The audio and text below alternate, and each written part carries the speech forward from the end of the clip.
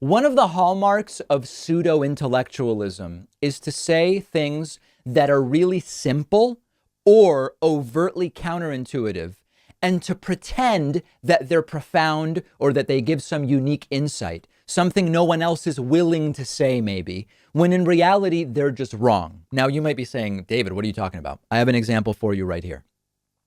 There is a guy who some might be familiar with. His name is Ty Smith. He's a conservative black father who's being popularized by right-wing media as a conservative black father who is willing to tell the truth about race-related issues. And the truth as he sees it is U.S. isn't racist, hasn't been racist. And now he even says slavery wasn't racist in the United States.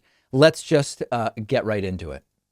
Yeah, because they're very invested in this whole idea that the nation was founded on the idea of systemic racism, that it's built into every single institution in America, even in the military. Right. Folks are worried that this is something that they need to address within the military. And we just did a story about how the Navy is underprepared right now, but they're spending a heck of a lot of time on this. What do you think about that?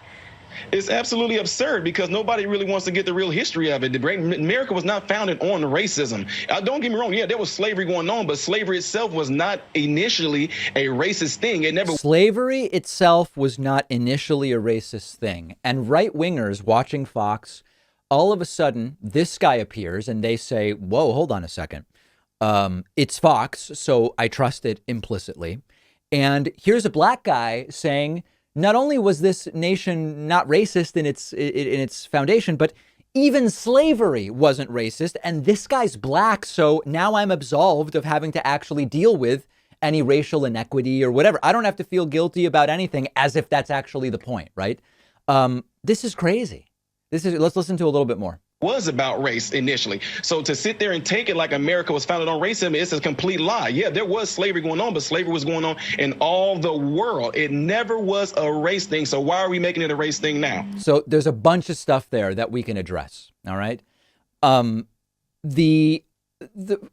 of the things he says is sort of a red herring, right? Now, it is true that there were African slaves in places other than the United States. He says slavery was going on all over the world. It's true. Only about 4 to 6% of African slaves that were taken from Africa came to the United States. The other 94 to 96% went to other places, sometimes even within Africa, they were enslaved. That doesn't change whether slavery in the United States was racist. I hope that you realize that that's a complete and total red herring. Now, sometimes what you will hear is slavery in the U.S. wasn't racist because there were Irish people also enslaved in colonial America early on. That's also not true. Large numbers of indentured servants did come to the United States from Ireland, and in fact, went to numerous British colonies, including those in North America. They chose to do it. The conditions were absolutely terrible. Indentured servitude has elements of slavery, including that you're bound to whoever you're working for a period of time, but it's not actually slavery. It's terrible, but indentured servitude is not chattel slavery. So that's another argument that they will sometimes make. And then to even say that it wasn't racist in that, I don't even know what they mean. Do they mean it just so happened that they were bringing people from Africa, all of whom were black? I don't know how you argue that that's not racist in its implementation. And if you can even look at things written at the time about slavery. One reason that you will find written about why is it African slaves that are brought to the U.S.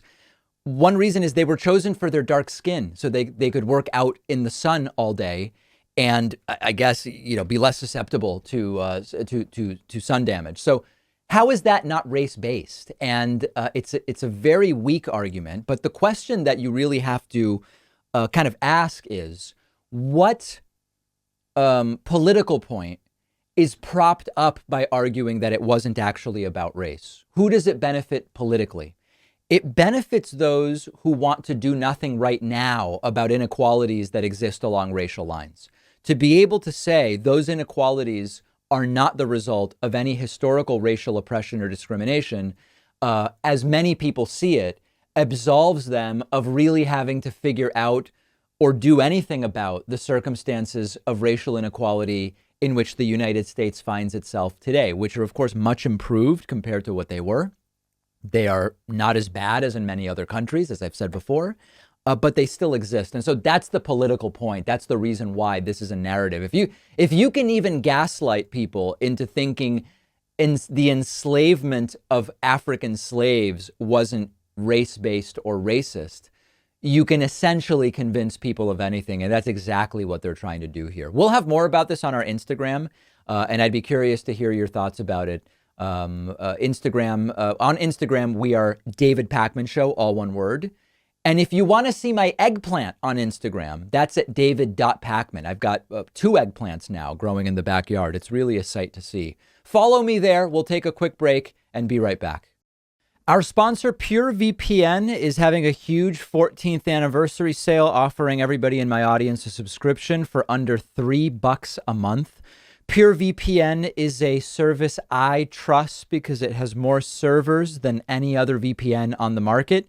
And it's the only VPN with an always-on third-party audit to verify that your internet activity is not being logged. PureVPN keeps me anonymous online, keeps me safe from hackers, government surveillance, any websites trying to track me, and it lets me also access awesome streaming content which wouldn't otherwise be available in my country on platforms like Netflix and a whole bunch of others. I can stay logged into PureVPN on up to 10 of my devices at the same time, and it's so easy to use. You click 2 buttons to set it up. You need no computer expertise at all. You can get PureVPN at a huge discount, just $288 a month, when you go to davidpakman.com/VPN. The link is right under this video, and you'll get an additional 14% off when you use the coupon code HBD14.